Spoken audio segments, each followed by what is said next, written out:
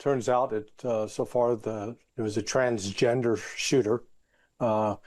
She used the names both Robert Westman and Robin Westman.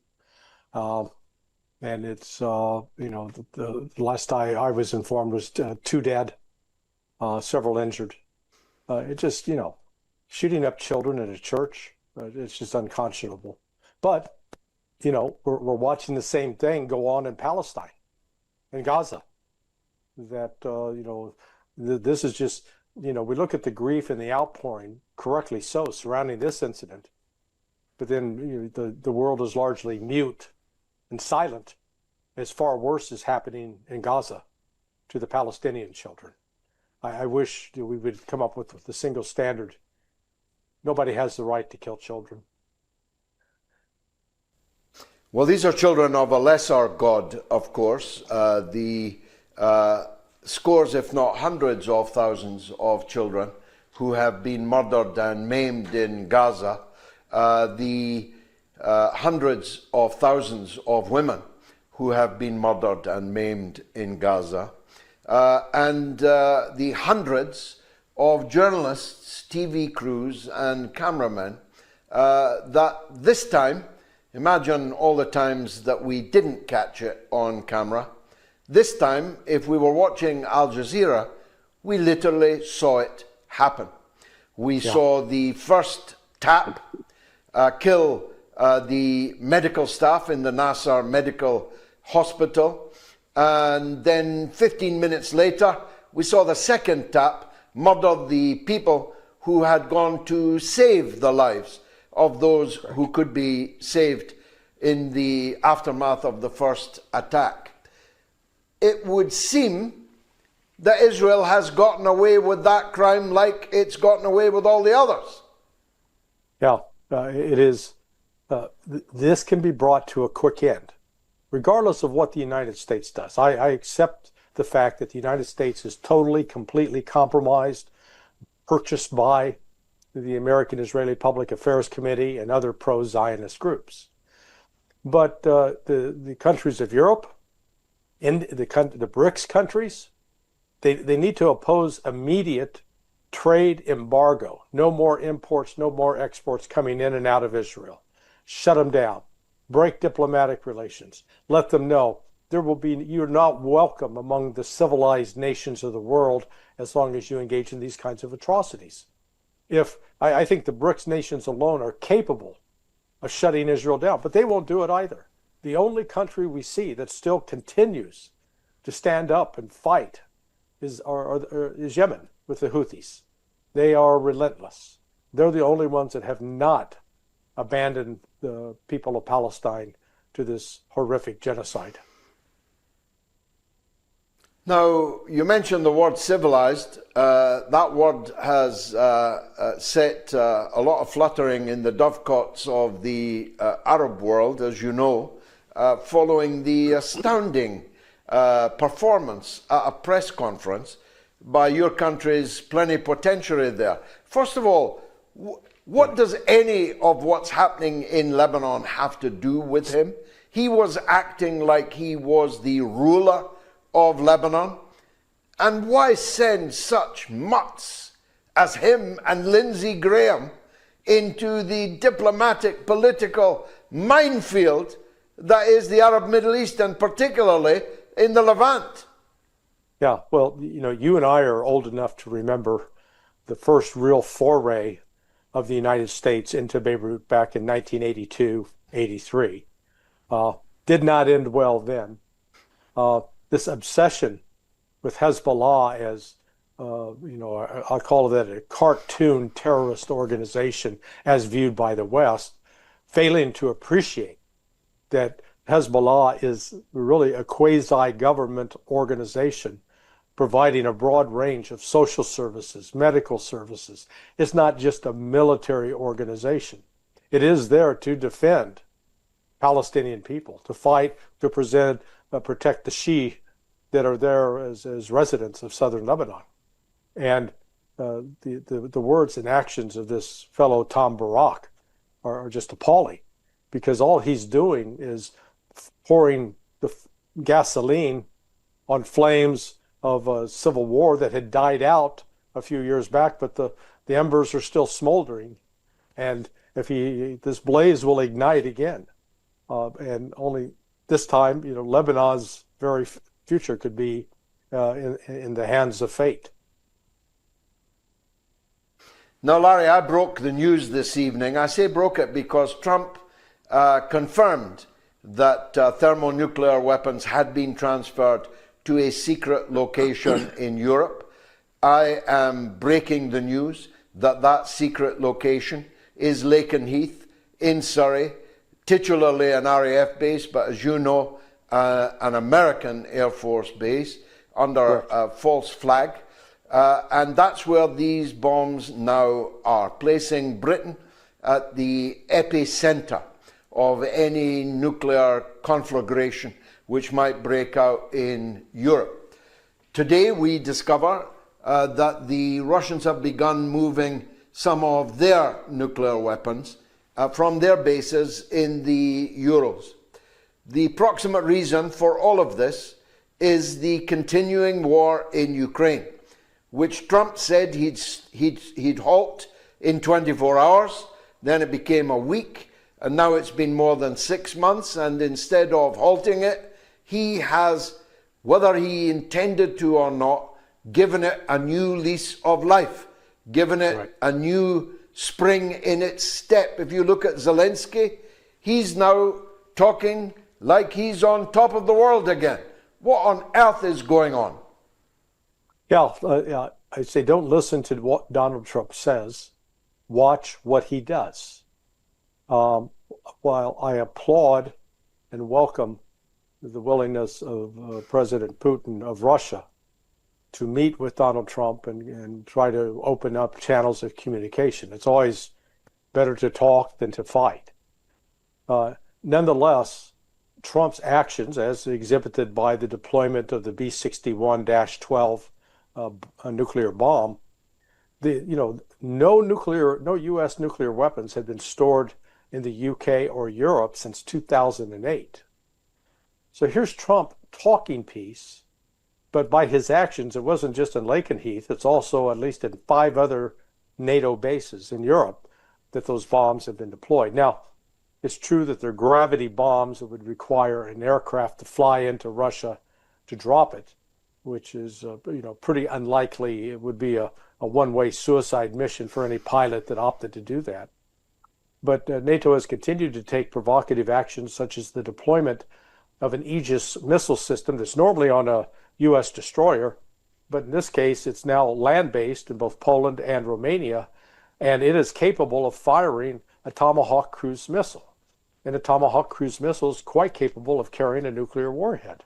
So from the standpoint of Russian military planners, they have to assume that all of these moves of deploying nuclear bombs in the NATO countries, having these nuclear capable missile systems in place, having General Christopher Donahue, the head of the United States European Command based in Stuttgart, do a speech in July talking about how quickly the NATO would overwhelm and conquer Kaliningrad, a Russian exclave that's sitting on the Baltic Sea. Then the different attacks that have taken place at Russian oil facilities, the U.S. initiative with Armenia and Azerbaijan, where the United States doesn't have a single strategic interest there, but nonetheless meddling in an attempt to try to put the Caucasus on the southern border of Russia as a threat. When you take all of this together, Donald Trump is not sending messages of peace.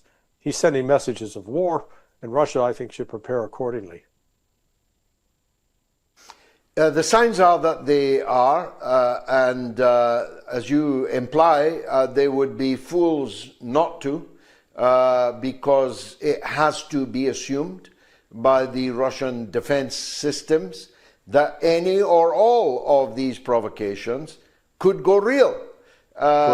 Again, because we're the same age, we remember the 1980s. We remember the Pershing and Cruz sightings. We remember the Able Archer military exercise that the Soviet bloc believed was a cover for a first strike attack on them.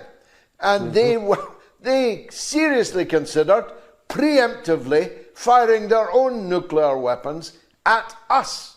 Younger people may not remember that. Other older people like us choose to forget it. But this series of tripwires is filled with terrifying dangers that could portend the end of all of us and our children and their children yet unborn. Right. Well, in fact, you know, I entered on duty at the Central Intelligence Agency September 15th, 1985. And during the first week I was in a career trainee program. And I remember the very first intelligence classified document I saw was presented and we were being introduced to it was about the introduction of the Pershing II missiles into Europe, about the efforts of the Soviets to resist and try to encourage protest against it, justifiably so. So you'd think after 40 years, we would have learned something. And in fact, we find not only are we failing to learn, we're regressing in our intellectual capabilities when it comes to dealing with the proliferation of nuclear weapons.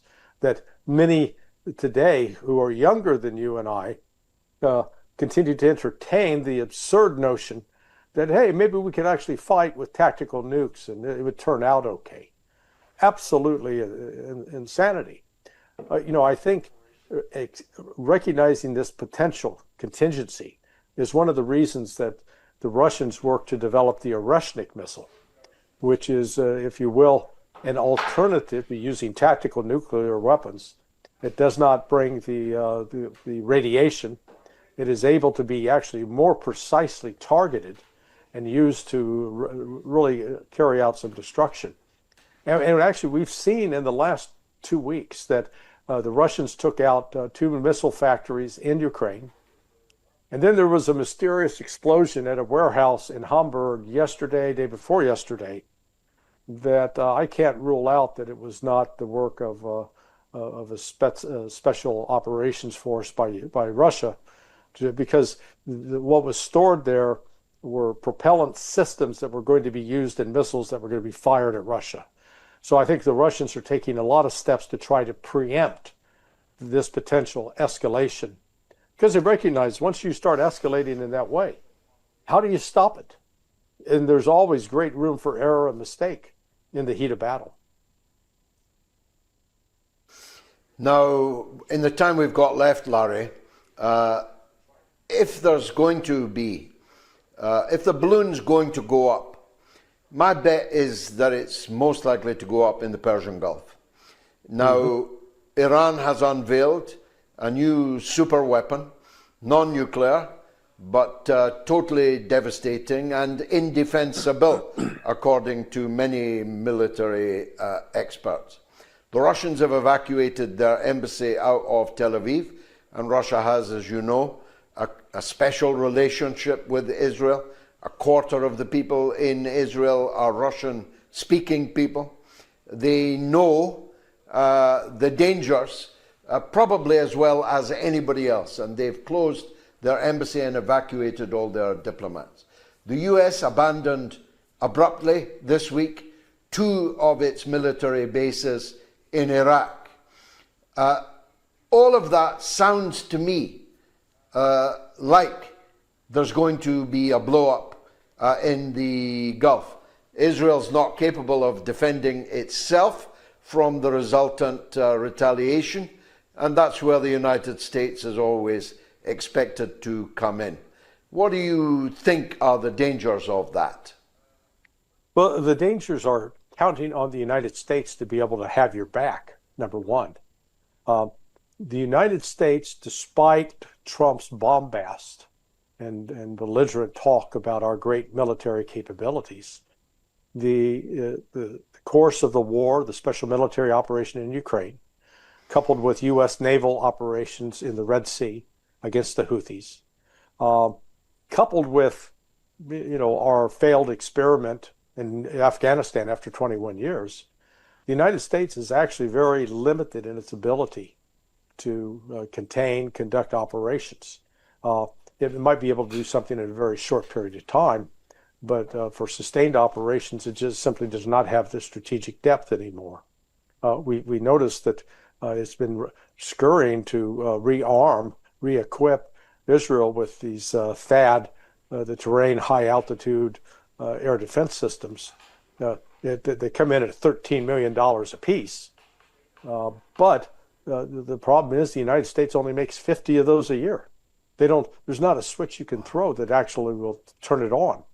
No matter how many new missile systems we sent to Israel to try to defeat the Iranian missiles, the fact that Iran is firing hypersonic missiles, which doesn't mean that, it means more than just that they travel at speed greater than Mach 6.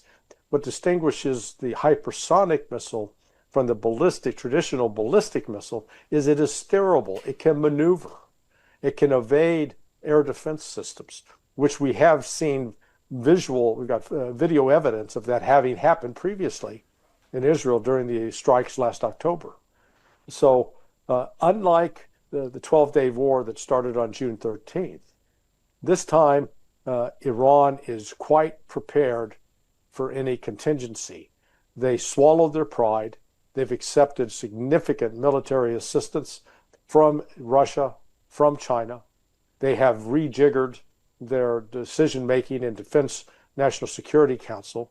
Ali Larijani is now in charge of that, playing a very leading role, and he is a trusted confidant of the Ayatollah Khamenei. So, I hesitate in saying this, but maybe it would take Israel launching a suicidal attack on Iran, and Iran's retaliation would so cripple Israel that Israel would be forced to put a halt to its genocidal campaign.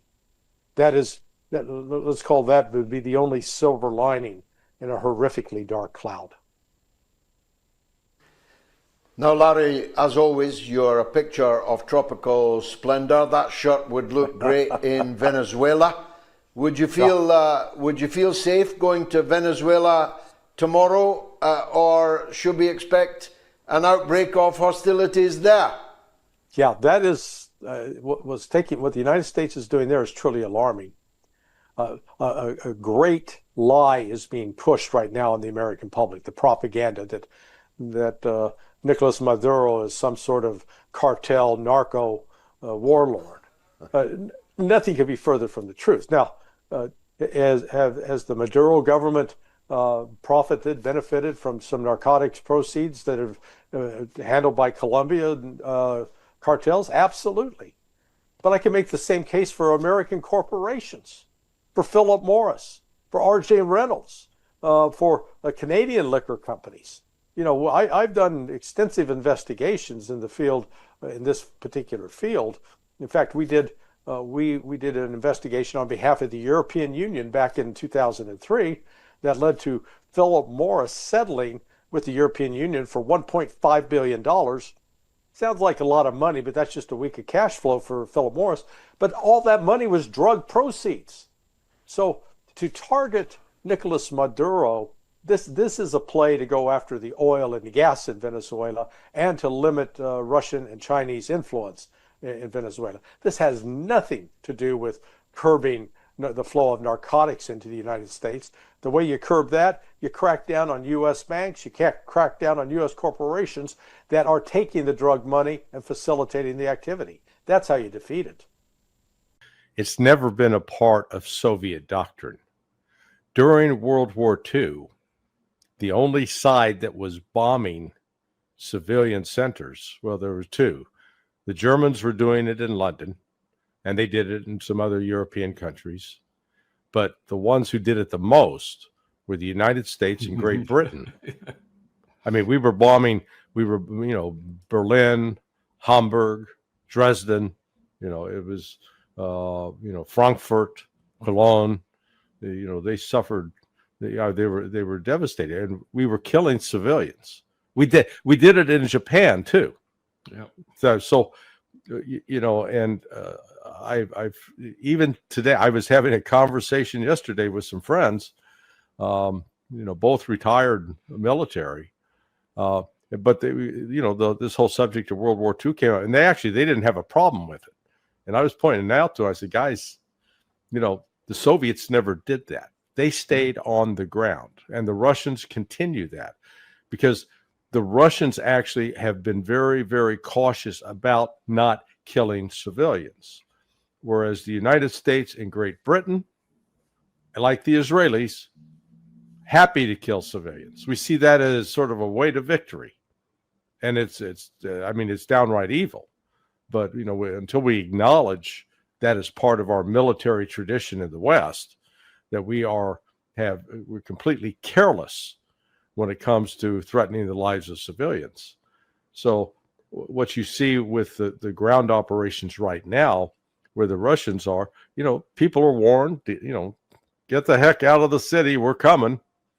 And, I still hear this criticism from the likes of Jack Keane and Breedlove and others, Hodges, that, look how terrible the Russians are.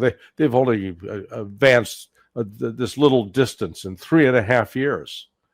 I just want to turn around and say, until you guys can figure out why the hell you got your ass kicked in Afghanistan, you should shut up.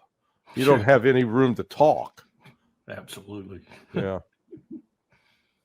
And just to augment that a little bit, we're talking about a situation where post Nuremberg and post, particularly segments of the Geneva Conventions, Dresden was a war crime. Yeah. Cologne was a war crime. London was a war crime. And many would argue that Hitler had no intent of doing this sort of thing until the British opened up with Churchill's full approval to nighttime bombing of cities and really terror, what would be war crimes today. And Hitler responded by bombing London. And that's what Churchill wanted. So it would drag America in. So Edward R. Murrow would go up on that building and say, I'm here tonight in London, and you can see the bombs falling all around on London. And all of a sudden, the United States was in the war. Yeah. Great propaganda.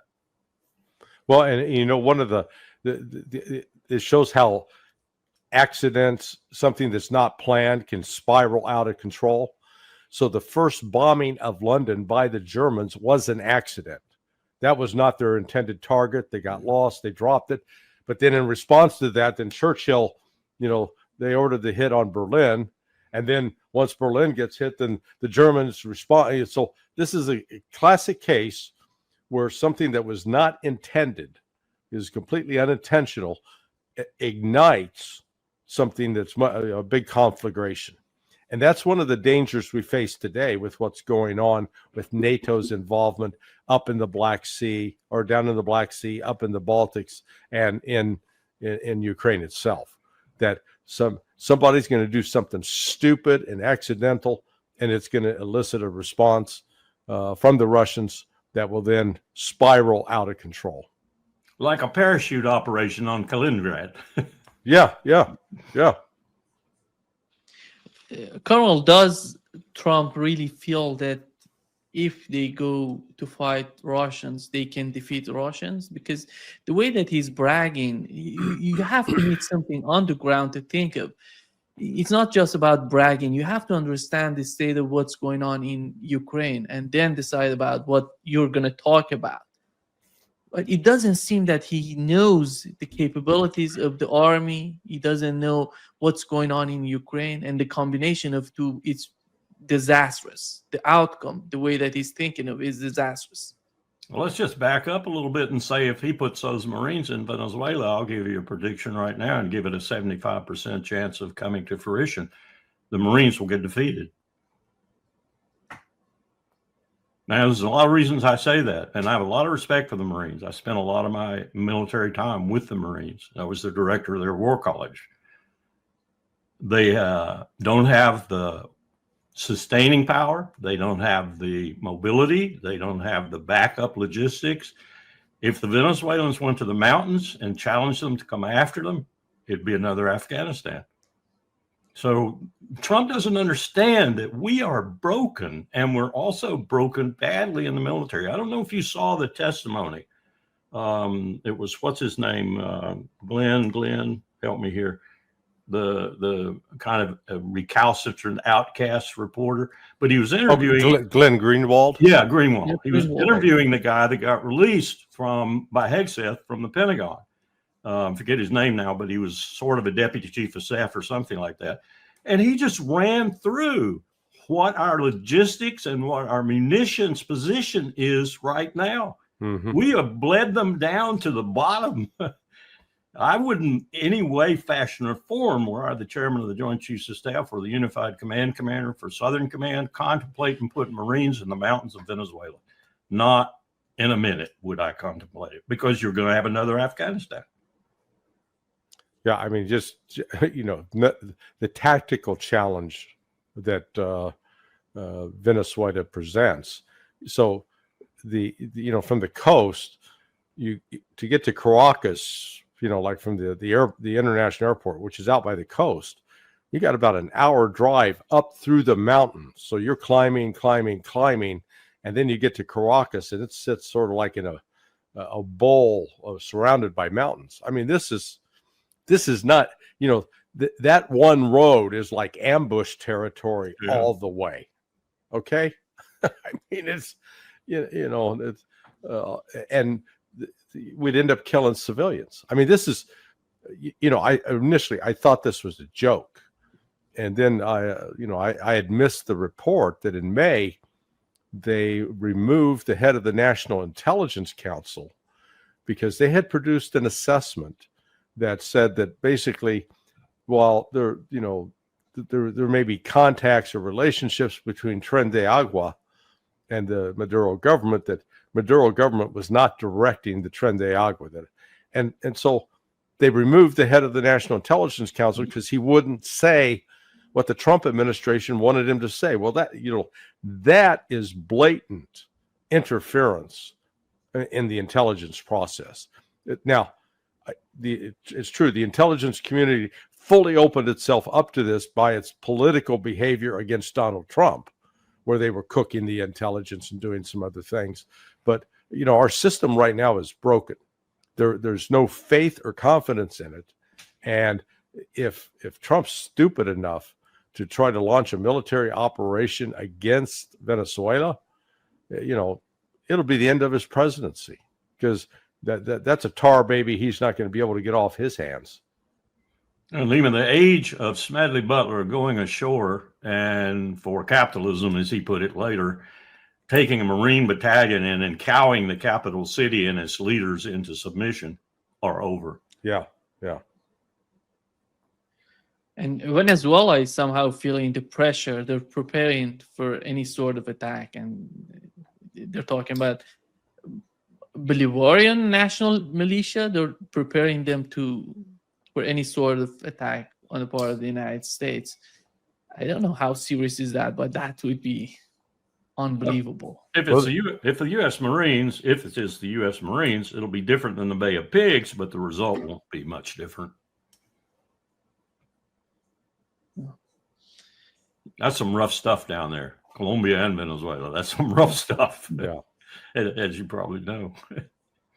It would make some sort of chaos, Larry, by the way, in South America. I don't know how the people here in Brazil, people are feeling so much about what's going on there. And, it's not just about Venezuela. The whole thing in South America, I think, would change if something happens. It would reignite a level of anti-Americanism that we haven't seen since the 60s. Yep. And in the 60s, it was somewhat prevalent because of the U.S. interference. I mean, when you go back and look, basically helping facilitate and maintain Somoza and power in Nicaragua. CIA was closely aligned with Manuel Noriega. After we took out Torrijos was taken out of the picture. I know for a fact that the former president when the guy was active president, he was a CIA asset. So the CIA had control of Venezuela for quite some time. CIA's role in Brazil with the military coups, CIA's role in Argentina with military coups. So, the United States didn't exactly build a kind of legacy where people go, "Oh man, those Americans are great. let's have them here." Just the opposite. And don't forget Allende and Kissinger and Chile and Pinochet, Milton Friedman going down there and say, "I can deal with this general. He's a good guy." Yeah, it's been almost every. I don't think you can find a single country in South America and in Central America that hasn't had to deal with U.S. interference. So, but this is, we talked about this before. Trump wanting to use military power to go after the drug problem is just counterproductive, because you can do it at home. It's very easy. Go after the money. Go after the U.S. corporations that are facilitating this activity. And nobody's got the courage. Yeah. But, it's not only the courage, it's like they're political donors to the Republicans and the Democrats. Yeah. So, you don't want to hurt your donor base. So, go out and do this theater that is not going to stop the problem at all.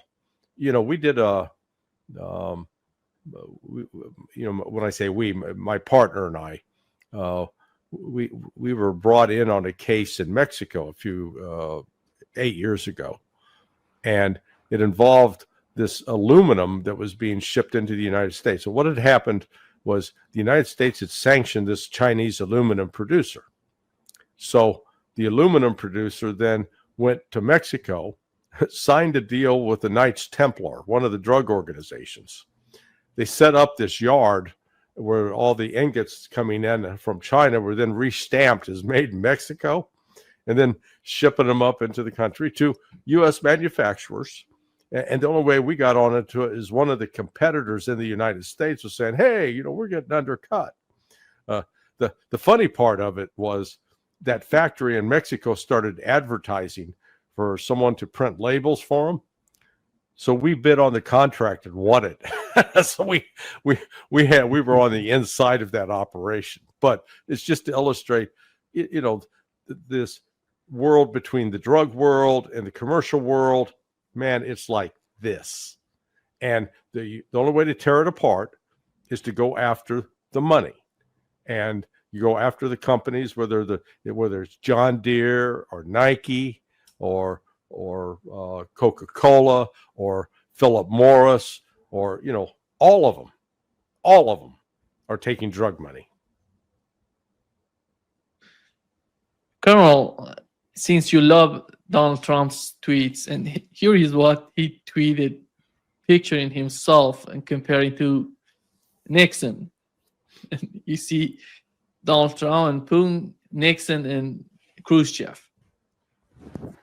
What is he trying to picture? What is he trying to say, in your opinion? Well, this is presidential superiority or presidential character, whatever you want to call it, by association.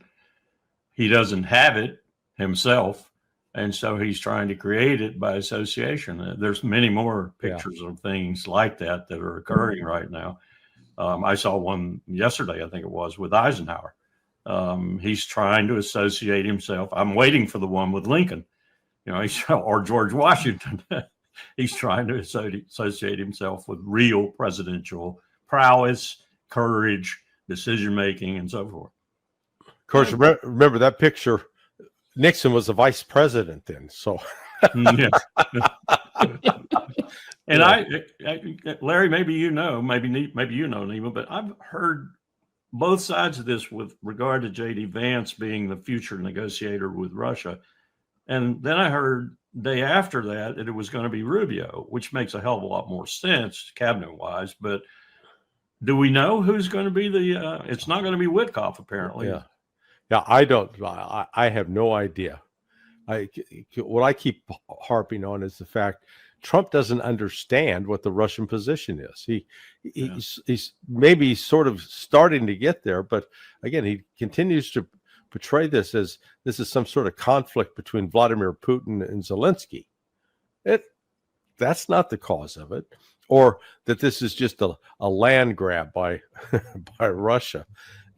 No, that's not it either. It is Trump doesn't seem to appreciate that when he was during his first term, NATO carried out more military exercises in Ukraine than had occurred in any prior administration. I mean, Trump was actually part of the problem, and he doesn't even realize it. Yeah.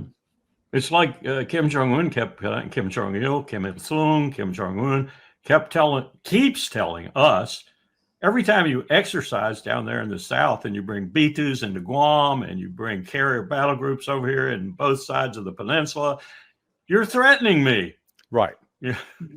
And we just keep on doing it. I will give us this. We've stopped it a little bit, but why have we stopped it really? We don't have the military power to do it. Yeah. Resource shortage. Yeah. Yeah. I would be curious to know, I don't know if you saw Larry interview that J.D. Vance had. He said at 1 a.m. Moscow time, Donald Trump has decided to talk with Putin. He called him at 1 a.m. What was that? Do we know anything about that? What was the importance of that call? Well, it was, I think, one, it was Trump showing off to the Europeans, number one. I can get Putin up. Yeah. Putin, take my phone call. Those clowns, they won't even call. But the other point was to make sure Putin understood what was, what had been agreed upon among, I call it the European pimps.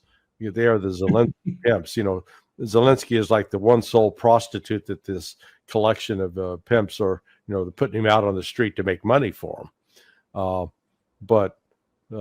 He kept I think he'd promised Putin he'd, keep him advised. So he was doing that. But, the fact it just shows Putin is the hardest working president in the world, I think.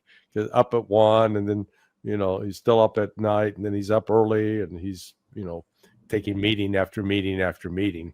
So that's a wonderful metaphor, Larry. A wonderful metaphor. the pimping. Yeah. I can see Putin as the only Interpol person present. The rest of them are all pimping. Yeah.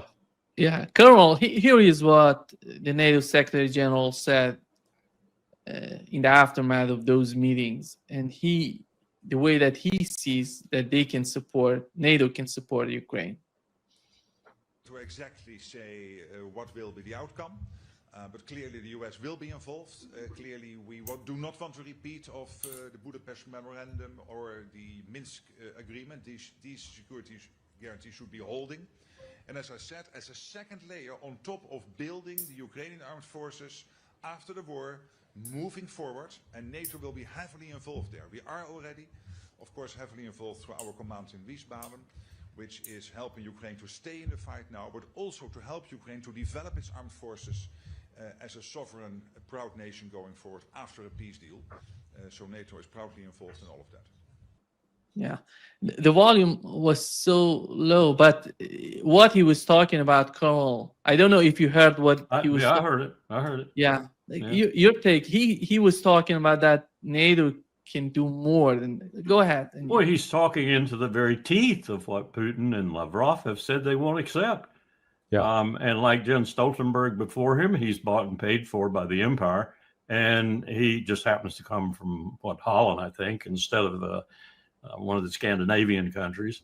And he wasn't around, at least I don't recall him, to support us so vigorously in the Second Iraq War, which is what got Jen into our bailiwick. Oh man, there's a politician who's really supporting us. Let's reward him. And then he becomes NATO Secretary General.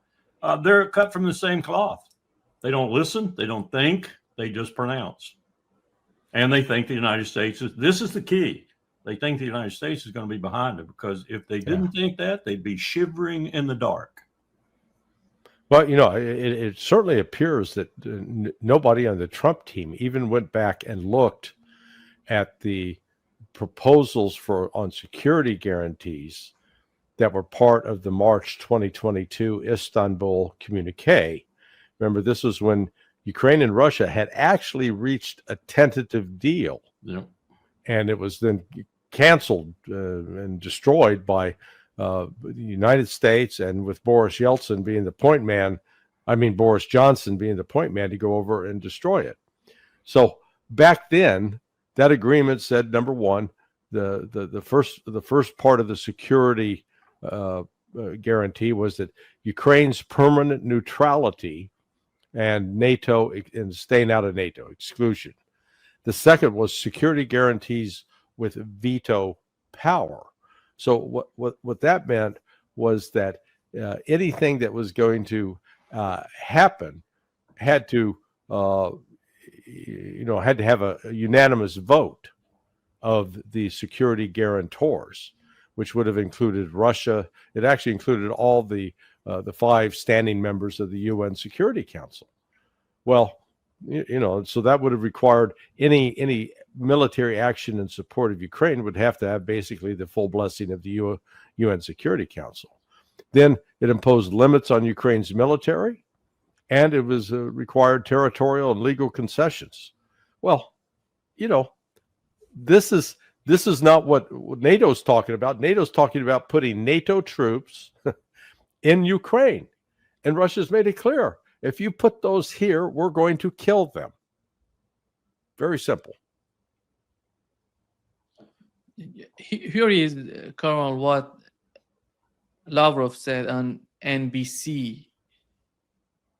Bottom line, there's no meeting planned. President Putin said clearly that he is ready to meet, provided this meeting is really going to have an agenda, presidential agenda. So that's a big agenda. if. There's no meeting planned, Mr. Foreign Minister. That's a big if. You're saying there's no meeting planned right now. Christian, I am awfully sorry, you're not listening. There is no meeting planned, and I'm not challenging this. But you cannot, I think, understand what I am saying. Putin is ready to meet with Zelensky when the agenda would be ready for a summit. And this agenda is not ready at all. President Trump suggested, after Anchorage, several points which we share. And on some of them, we agreed to show some flexibility. Okay. When President Trump brought those issues to the meeting in Washington, with Zelensky present together with his European sponsors, he clearly indicated, it was very clear to everybody that there are several principles which Washington believes must be accepted, including no NATO membership, including the discussion of territorial issues. And Zelensky said no to everything. He even said no to, as I said, to canceling legislation prohibiting the Russian language. How can we meet with a person who is pretending? Yeah. It seems that there is no meeting. Check the contrast out there, Nima. Here's a media representative who doesn't have time to end a sentence and put a period. And here's a polished, maybe one of the most polished diplomats in the world, trying and being courteous about it to an extent to get her to listen to what he's saying. That's part of the problem we have. People don't listen. They particularly don't listen to a man who's giving them the logic of Putin's position. They just don't listen. He does have a sense of humor. When I spoke with him in March, I told him, I said, Mr. Foreign Minister, I think they've got it wrong. You're not the Metternich of the 21st century. Metternich was the Lavrov of the 19th century. and he laughed. So that's like the story that I think I told you. When Tenet comes over, George Tenet, who was DCI, head of the CIA at that time, he comes over to Powell. He shows him this transcript, and he says, "You're talking on a cell phone in the clear." And Powell says, "Where'd you get that?" He says, "From the NSA, of course." Well, who's the conversation with? Well, it's with Sergei Lavrov. You're talking in the clear on your cell phone. And Powell looked at him and said, "You have no business whatsoever to be eavesdropping on my calls and recording them and putting them in the transcripts. I'm a cabinet officer of the United States government. You have no business doing that, but you're doing it. I understand that. And I will continue to do it, George. I think, Larry, what Lavrov said in terms of the conditions, preconditions, before going to the meeting with Zelensky, they're so obvious. Everybody knows about it. They haven't changed. I mean, No. they laid it out clearly in 2022. Putin reiterated it at a speech to the foreign ministry on June 14th, 2024. So, I mean, the Russians are consistent. They keep saying it over and over. And, the key one is that to at least allow Russian to be spoken and Russian to be used in language, at least in Eastern Ukraine, because that is the primary language. It's not Ukrainian. And even Zelensky himself grew up speaking Russian. I've described his use of his ability to speak Ukrainian.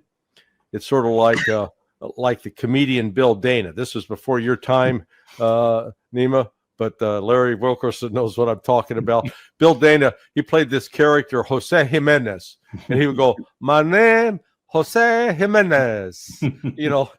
That's how Zelensky speaks Ukrainian. Okay. Colonel, you couldn't make this stuff up. You really couldn't. Yeah. John le Carré wouldn't even make this stuff up. Yeah, Colonel, it seems that Donald Trump, if he really wants to do something with the case of Ukraine, he needs to make Zelensky understand the position of Russians, which is so obvious, as Larry pointed out. Do you think that Donald Trump has the stamina, I would say, has the willingness to go in that direction? I don't see it, because I think there's a part of his character that really longs to be accepted, especially by the person with whom he's talking at the time. Very much. Unless it's just a tiny little ant, But if it's someone of somewhat stature, or even someone with a lot of stature, and he's talking to them, he wants to be liked. And so he finds ways to get to that point, or try to get to that point. And it has nothing to do with good diplomacy.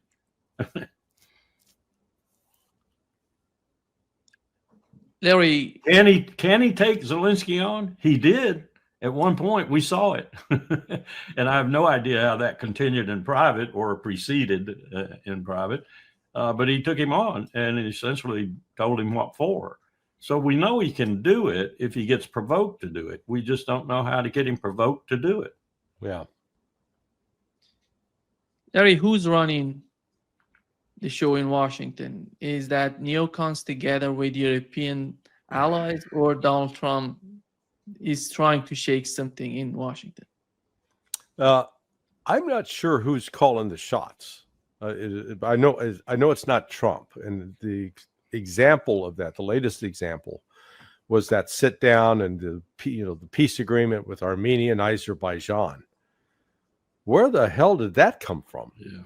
I mean, it's not like that was a pressing domestic political issue with the Armenian community saying, "Hey, we need to do this."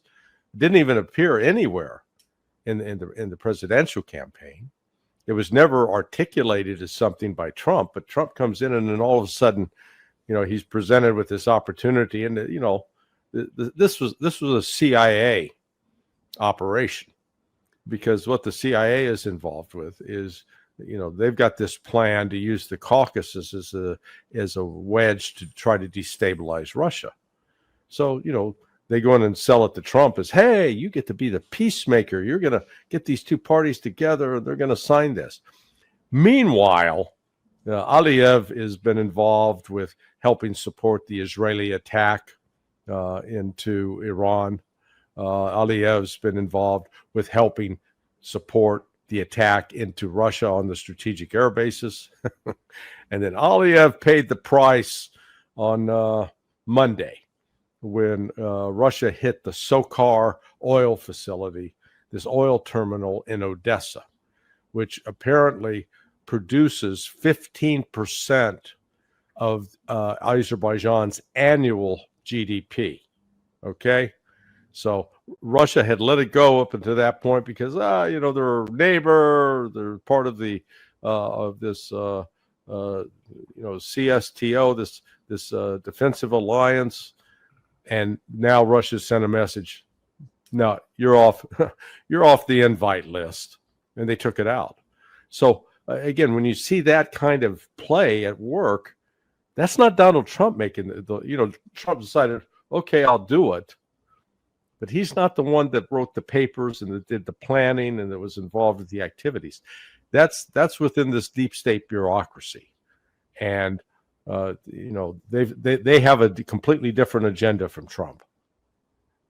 I couldn't agree more. I think there's an unholy alliance right now between Mossad, MI6, and the CIA, and I think they're leading a lot of these actions. And they're leading them sometimes without their respective leaders even knowing that they're doing it, other than maybe there was a meeting of, I will get plausible deniability out of this meeting, so yeah, go ahead and do it. Yeah. But it's really, it's troublesome because there doesn't seem to be any real strategic purpose for it other than the instant tactical purpose that this triumvirate has to do it because they can do it. And another thing that's very disturbing right now, a development that I've been monitoring for some time now, the CIA in particular, and I suspect it goes to the other two too, have figured out how to get out of the oversight process with the Senate and the House select committees on intelligence by essentially planning everything and then turning it over to DOD for execution. And normally the execution is carried out by SEALs, Rangers, Delta, some other very clandestine operating force, and they don't have to report to the Senate or the House Armed Services committees because they don't want to know. Those committees simply don't want to know what they're doing. Yeah. I think we're taking on some of these drug lords we're talking about taking on, on the surface, if you will, now with the military. We're already taking them on. We're taking them on with our elements like that who are planned with the CIA helping, and then they execute. It's paramilitary covert operations is what it is. This has been going on for some time, and I know from talking with certain staffers that they know it's going on the DOD side. I don't think the intelligence committees know it's going on. I don't know that there would be a Pike or a Church that would rein them in if they did know. I doubt it with this Congress, but it's not healthy. Well, in fact, more to that point, there's a book out now. I think it's called the Fort Bragg Cartel, and it recounts there have been a series of murders involving some Delta Force personnel on Fort Bragg, with indications that they were linked to drug trafficking, and so one of the sort of the darker sides of U.S. involvement in places like Afghanistan, where all the heroin poppies are, or in Colombia, is that there have been cases where some members of the military have got embroiled, caught up with the drug activity. As too much money to resist, and frankly. There's what's the guy's name? Sean Ryan. He's got a big podcast. He's a former Navy SEAL. He describes his, he went to Colombia, man, was doing drugs right and left, cocaine up and down. I mean, he got fully into the lifestyle and was dealing with drug traffickers. So it's not like this is, just made up. Now, I don't know the extent. There have been some questions about the reliability of that book. It may have made some unsubstantiated claims, but it gets back to the broader point that trying to embroil the U.S. military in a military, using military tactics against these drug cartels is, beyond dangerous. Yeah, it's just, it is going to take us down a path that we're not prepared to follow. Yeah, there was a precursor to that book, too, called Inside Delta, written by a sergeant major who actually was in Delta for a while. And one of the most disquieting parts about that is in Honduras and Nicaragua, where he thinks the CIA actually killed two of the military members operating with them because they were getting ready to blow the whistle on what CIA was doing.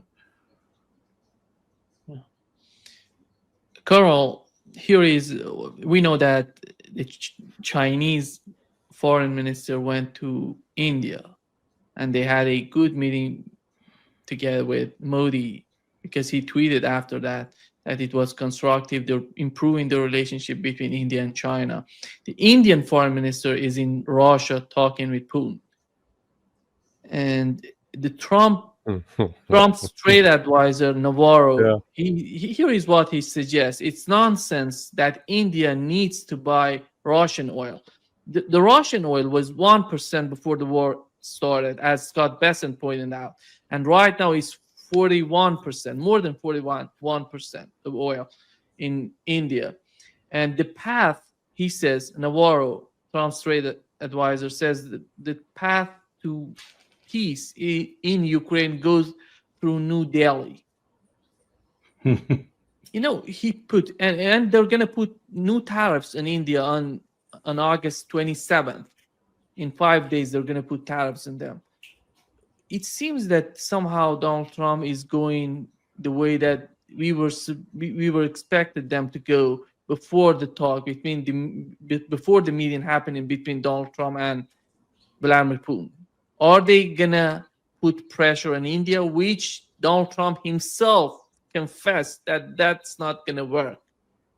This is one place where Donald Trump is right, I think. In fact, I could almost say I know Donald Trump is right. We're 1 in 5 on Earth is Chinese. 1 in 5 is Indian. I go through my stats. We are being isolated. We're not only being isolated by the power moving to the east, we're being isolated by what we referred to earlier peripherally, and that is that people in our own hemisphere don't like us anymore, particularly in South America, Central America, and we've heard some of the recriminations emanating from the new leader in Canada. There are people who are going to stand up to us now, and that's what Modi's doing. Now, is he doing this just tactically? That is to say, when Trump backs off on some of this stuff, like the tariffs and such, will he come back to the home ship, if you will? Maybe, maybe not. But if we keep treating him the way we have treated him, we're just forcing this alliance. We're forcing not only Putin and China together, but now we're forcing the next most, well, some would say right now, India is the most populous country in the world. We're forcing 2 of the most populous countries in the world by a large margin to oppose us, and to oppose us ever more viscerally and fundamentally. This is not good security policy, let alone foreign policy. Yeah. Larry, your take on what Colonel said and what Russia would respond if they go in that direction. It seems that Russia is doing everything. Before the meeting, they were talking with Indians, and after the meeting, they were talking. He called them. And right now, the foreign minister of India, they're talking, I think they're coordinating everything to how to respond to the United States. Well, I said my cynical view is that this was a clever ploy by Donald Trump to win the Nobel Peace Prize by attacking India and forcing India and China to reconcile, because he can sit there and go, I did that. I did, and actually that's one of the few claims he could actually take credit for, I think, because he has, I think the technical diplomatic expression is he's pissed off the Indian people across the board. Yeah. He's paved the way where, in fact, the other day, it was the Chinese ambassador to India just yesterday was making a speech saying there is no way that the United States should be allowed to bully India into not being able to buy Russian oil. So when you got the Chinese ambassador in India defending India for buying oil from Russia, the world has changed. Yeah. And this, I can't emphasize enough what a significant advance we've seen now in the status of BRICS and in its power. Just this year, this has been achieved largely because of Donald Trump's actions. Prior to the imposition of the sanctions or the tariffs on Brazil and then on India, neither Brazil or India were actually really fully energized about, yeah, let's get this BRICS thing going. Man, after Trump hit Lula with that, Lula all of a sudden was leading the parade, and say, yeah, let's get out here, guys, let's go, Mr. Enthusiasm. And now the same with India. So BRICS is a real thing. I think Putin was, quite clear in that they're not sitting up to destroy the U.S. dollar, but it's having the practical effect that when you've got the economies the size of China, Russia, India, and Brazil trading in each other's currency, where no longer do they have to go to the international market and buy dollars. So what does this mean? This means that the demand for dollars is dropping. What happens when the demand for dollars drop and you've got a big supply? The price goes down. The dollar weakens. Now, the weakening dollar is great for a U.S. producer that's selling, like California wines. Hey, now the French and the Germans and the Brazilians, they can buy all that California wine for less, they're not going to pay as much. However, it creates a real problem on the international front in servicing your debt, which is where the United States is sitting with 125% it owes more debt than it does create income, 125% to 100. So, and just put it in your personal terms of, your monthly expenses. If you're spending $125 every month and you're only bringing in $100, guess what? You're going to be going into the hole. No, you just print the rest. Yeah, just print the rest. So this relationship, what we're seeing between India and China, this is of enormous importance, because in the past, the West, I would argue that a lot of the tensions that were created between China and India were as a result of CIA operations designed to stoke those tensions, in the same way that terrorist attack in the Kashmir 3 months ago was carried out of Pakistan. I guarantee you there were intelligence operatives either from the United States and or Britain involved with that. I was just thinking as Larry was talking too, if he wants the Peace Prize, he may get it primarily for forcing the Hindus and the Muslims in India to be one. Yeah, exactly. What an irony. What an achievement. Yeah. Colonel, Iran hasn't closed up its Western airspace as they're launching a large-scale, unannounced ballistic missile and air defense exercise.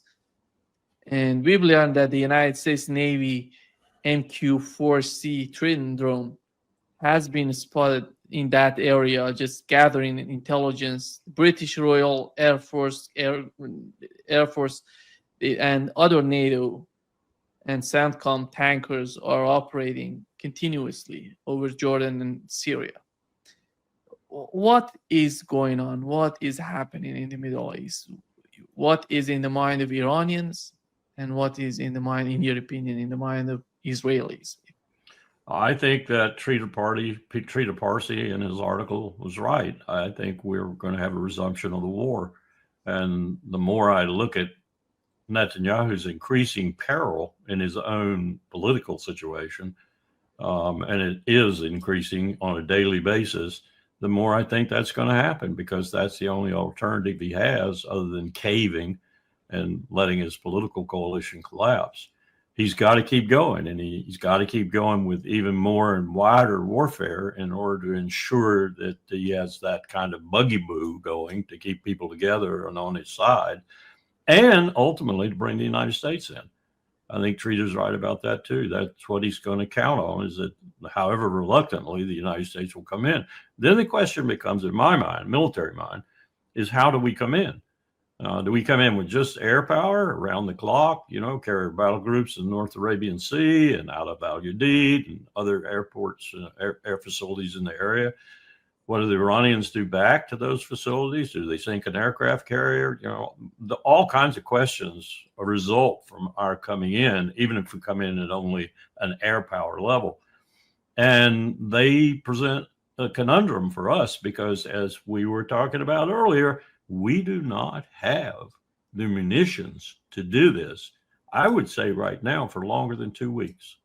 2 weeks is about the extent that we could bring maximum power to bear from the air on Iran. 2 weeks. Then it's over. Yeah. Unless we want to put troops on the ground. And that's insanity.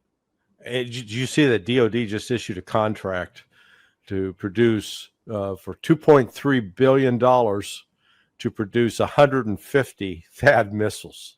So, which may sound like a lot, but when you realize that you have to fire at least 2 THAADs to every incoming Iranian missile, that means all Iran has to do is fire 80 missiles, and they've already exhausted the THAAD supply that's in the pipeline to be produced. But the problem is they can only produce about 50 a year. So that 150 is going to take 3 years to build, which means they got 50. So all of a sudden now, all Iran has to launch is 25 missiles, and they've exhausted the U.S. ability to supply THAADs. It's just crazy. Yeah, I recommend that interview to you, Nima, if you can locate it. If you can, let me know and I'll send it to you, because he tells you that we drew down the war stocks. The largest war reserve stocks, as far as I remember, in the world that we have is in Israel for their beck and call and for our beck and call for that region. We bled them down to almost nothing.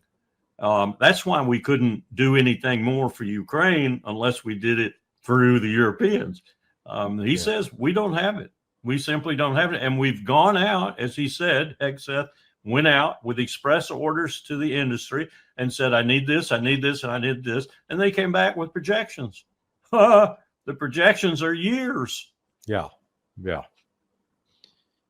Larry, how does Netanyahu have this sort of leverage on Donald Trump? He's the only supporter he has is Donald Trump. He's going full, I think he's doing everything to support him. So far, I've seen, when it comes to Israel, what's going on in Israel, he tries to intimidate them, those people who are against Netanyahu. He tries to do everything in the United States to support Netanyahu. What is it, in your opinion? Well, no, Trump's had a long-standing association with the Zionists, going back to his real estate days in New York City, including like his relationship with Steve Witkoff as an example. Then on top of it, his daughter's married to a Zionist, and Jared Kushner, and as she herself converted to Judaism. But it's this extreme version of it. Where it's cloaked in the whole Zionist ideology. So I think that's part of the relationship. He's financially obligated to some through Sheldon Adelson's widow, giving him money. And then it raises the question of, what's in the Epstein files? Is there any chance that Trump is being blackmailed? Now, I would simply note that William Barr, the former attorney general, who's certainly no friend of Trump's, said that when he testified before Congress the other day, that he never saw any information in the Epstein files that would implicate Trump. So, who knows? But you've got to go back to where, Trump's personal relationship with these Zionists, it didn't just start when he became president. It's been part of his life in New York City. And Nima, I would just say, I'm in no position to prove this. Probably never will be. But my experience in the George W. Bush administration, and to a certain extent in the H.W. Bush administration, is that statements like Larry was just referring to with Barr need to be taken with a grain of salt, because these people, Democrat, Republican, MAGA, whatever, if they're in the top tier, they close ranks when something like this happens. They will protect their enemies, so to speak, their political enemies, because they realize when you start pulling on that thread, and Epstein is one of these threads, and you pull far on it, you're going to drag everyone in. Democrat, Republican, all the people who are at the top of the heap, so to speak. I think, for example, Ehud Barak and William Jefferson Clinton are deeply, deeply involved in the Epstein business. And I don't mean in just patting him on the back. Yeah. Netanyahu, in his recent interview, he said he's going after the media. He says that the media, they're trying, the algorithm and everything is trying to help go against. They're attacking us. They're attacking Israel. And he seems that he's in favor of censoring the media, and as he feels that they're supporting Gazans or Palestinians. But the reality in the United States is somehow different. You see the new polls in the United States how show that the people are totally, they don't feel that much close to Israel and what Israel is doing. When it comes to Democrats, Republicans, strongly or somewhat oppose Israel. In Democrats, 66%, independent, 44%. Overall, adult citizens of the United States see 42%. It's not that much great support to Israel and what Israel is doing. I think after all, the Trump administration should consider these outcomes. These are the outcome of what Israel is doing in Gaza. Which one is that for? The outcome of how the public opinion. Who are you asking, me or me or Colonel? I'm talking to you, Colonel. Sorry, I didn't point. Yeah. Well, I told someone yesterday, Gallup, Pew, Washington Post, New York Times, I don't trust these polls much anymore. I know from my own experience how Karl Rove, for example, could buy poll results. I watched him buy poll results. And Ken Mehlman was his main man doing it. And it's not just the Republicans, they all do it. The polls I like are the ones the Army does when it does them to prep the battlefield or something like that. They do polling. They do very exquisite polling, and it's good. Usually it's at least FOUO, if not higher. So I do think, though, that things are changing. I think slowly but surely things are changing. I'm monitoring the Mormon Church right now. The Mormon Church might be like the Methodists and the Presbyterians, a branch of each, have completely divested from Israel. The Mormon Church has got a movement going right now, mostly amongst 40 and unders, but they are pressing hard on the elders to disassociate, to disinvest in Israel. This is one of the largest portfolios of any organization in Israel in existence. So this would be, the Mormons own a third of the state of Florida almost. They are a very moneyed church. Yeah. If they were to do this, it would be a real blow. They were, Larry probably knows this better than I, but I seem to recall they were very instrumental in making South Africa's position more untenable because they withdrew their investments. If we get more of this and we get more momentum to it, and the more momentum you get more and more and more, I think Israel's in trouble with its relationship with America. But I have to go back to what I've maintained all along. It's we who use them. So what does it do? I mean, what do we say if, for example, this war with Iran goes as sour as I was predicting, and we wind up with no tool in the Levant? Do we abandon that tool? Do we cut and run from that tool? Do we just let them go? Do we let them go into oblivion? What do we do? And what does Netanyahu do? He's sitting on nuclear weapons. Now, I think Iran right now, this minute, is a threshold nuclear weapon state. And I know how North Korea tested underground, deep underground, and we didn't detect it. We detected the second one because we had the first one to kind of target on. They wouldn't have to test, though.